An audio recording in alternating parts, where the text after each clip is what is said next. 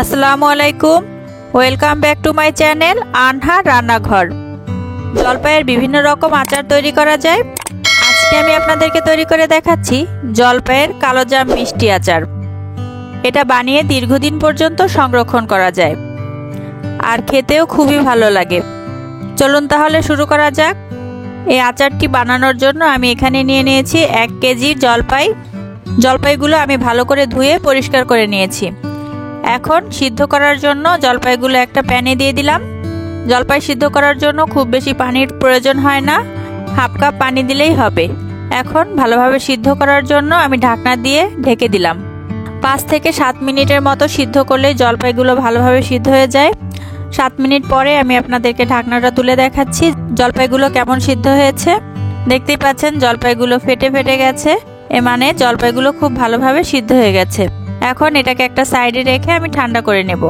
ঠান্ডা করার পর জলপাইতে আমি দিয়ে দিলাম স্বাদ মতো লবণ, 1 চা চামচ হলুদের গুঁড়া, দিয়ে দিচ্ছি 1 চা চামচ সরিষা বাটা।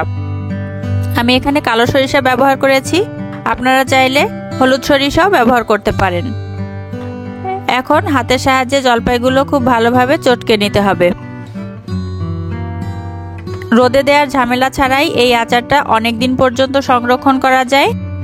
আপনারা বাইরে রেখেই প্রায় 1 বছরের মধ্যে সংরক্ষণ করতে পারবেন, আর ফ্রিজে রাখলে তো তার চেয়েও বেশি সময় পর্যন্ত আপনারা সংরক্ষণ করে এটা খেতে পারবেন। তো আমার জলপাইগুলো খুব ভালোভাবে চটকে নেওয়া হয়ে গেছে। এখন এটাকে একটা সাইডে রেখে আমরা আচার তৈরি করার জন্য মশলা তৈরি করে নেব। এজন্য প্যানে প্রথমেই দিয়ে দিলাম শুকনো মরিচ। শুকনো মরিচ কিছুক্ষণ ভেজে নিতে হবে, কারণ শুকনো মরিচ ভাজতে একটু বেশি সময় লাগে। শুকনো মরিচটা যখন একটু কালার চলে আসবে তখন এই পর্যায়ে আমি দিয়ে দিচ্ছি 1 টেবিল চামচ ধনিয়া, দিয়ে দিচ্ছি 1 টেবিল চামচ পাঁচফোড়ন।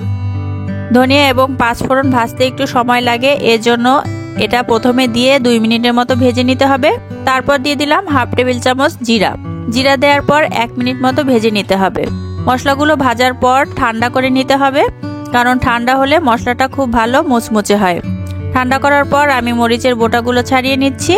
এখন এগুলো সব ব্লেন্ডারের জারে নিয়ে নেব এবং ভালোভাবে ব্লেন্ড করতে হবে, কিন্তু খুব বেশি গুঁড়া করা যাবে না, একটু দানা দানা থাকলে এই আচারটা খেতে বেশি ভালো লাগে। তো মশলা করা হয়ে গেছে, এখন এটাকে একটা সাইডে রেখে দিচ্ছি।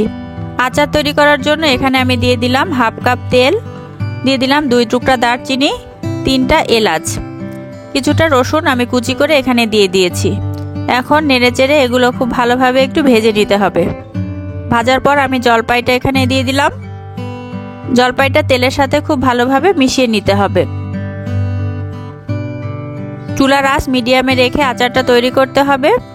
এখন আমি দিয়ে দিচ্ছি 1 কাপ চিনি। চিনি আপনারা আপনাদের পছন্দ অনুযায়ী একটু বাড়িয়ে কমিয়ে দিতে পারেন। এখন চিনিটা জলপাইয়ের সাথে খুব ভালোভাবে মেশাতে হবে।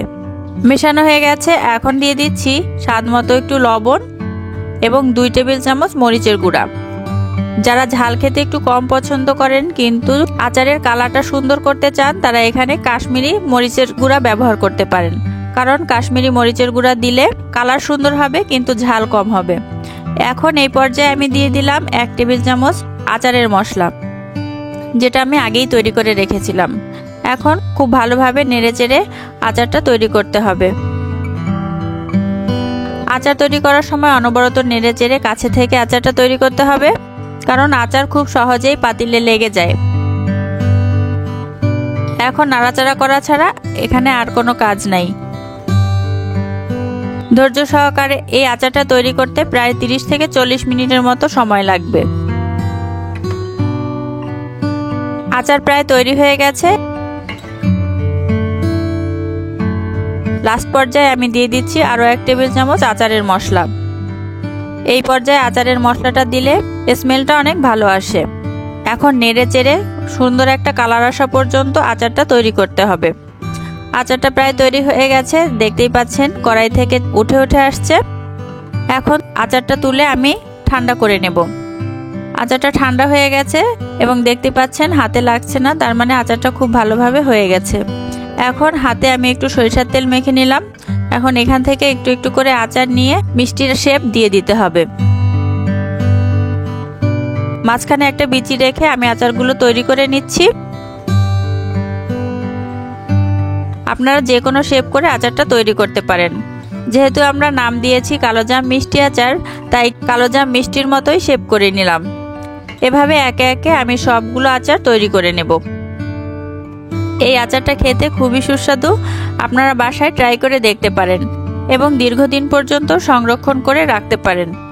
তো রেসিপিটি আপনাদের কাছে কেমন লাগলো অবশ্যই কমেন্টস করে জানাবেন।